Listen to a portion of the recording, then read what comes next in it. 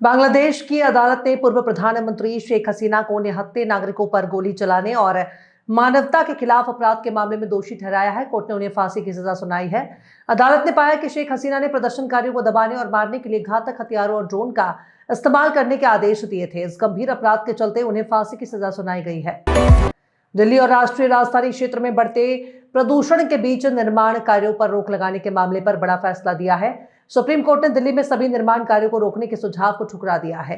Court ने कहा कि इससे बड़ी संख्या में लोग प्रभावित होंगे और इस तरह के कदम उठाने के बजाय हमें दीर्घकालिक समाधान के बारे में सोचना होगा। प्रदूषण की स्थिति के हिसाब से CAQM उचित कदम उठाता है।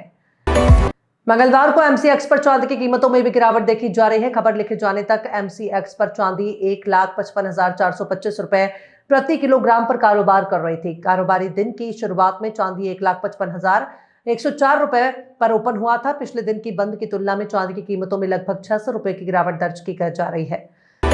बिहार विधानसभा चुनावों में बहुजन समाज पार्टी को कैमूर जनपद की रामगढ़ विधानसभा से एक सीट मिली है, जिसको लेकर बसपा सुप्रीमो मायावती बेहद उत्साहित हैं।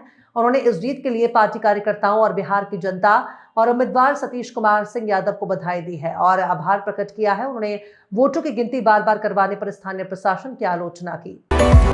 राजधानी दिल्ली वासियों को जहरीली हवा से रविवार को भी राहत नहीं मिलने जा रही है। प्रदूषण नियंत्रण कंट्रोल के मुताबिक तड़के सुबह AQI 551 करोड़ रिकॉर्ड किया गया, जो अभी भी हैजर्डस श्रेणी में है और इसकी बड़ी वजह है हवा में PM 2.5 और PM 1.0 कणों के जहरीले कण मिलने से है। हवा की रफ्तार बेहद धीमी है, जिसकी वजह से स्थिति और बिगड़ रही है।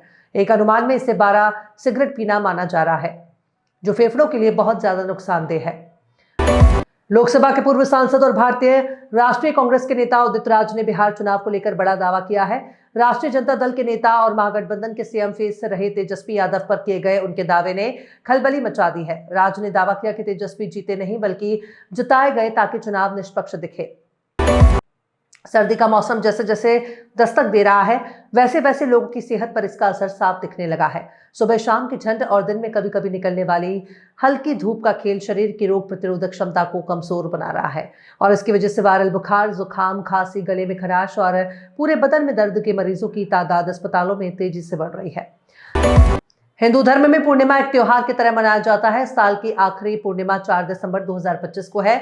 यह मार्गशीर्ष पूर्णिमा होगी। धर्म के नजरिए से देखें तो पूर्णिमा मां लक्ष्मी का आशीर्वाद पाने का महत्वपूर्ण दिन है। वहीं वैज्ञानिक आधार पर पूर्णिमा तब होती है जब चंद्रमा पृथ्वी के चारों ओर की अपनी कक्षा में सीधे सूर्य के विपरीत होता है।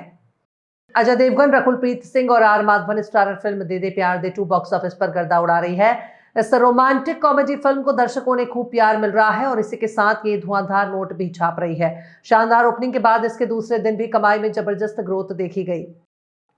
रासेल को कई सालों से कोलकाता नाइट राइडर्स के पोस्टर बॉय की तरह रहे हैं। उन्हें KKR ने रिलीज कर दिया है। सभी टीमों के रिटेंशन में ये सबसे चौंकाने वाली बात थी। पूर्व भारतीय क्रिकेटर मोहम्मद कैफ का मानना है कि इसके पीछे की वजह KKR के हेड कोच हैं, जो अपनी नई टीम बनाना चाहते हैं।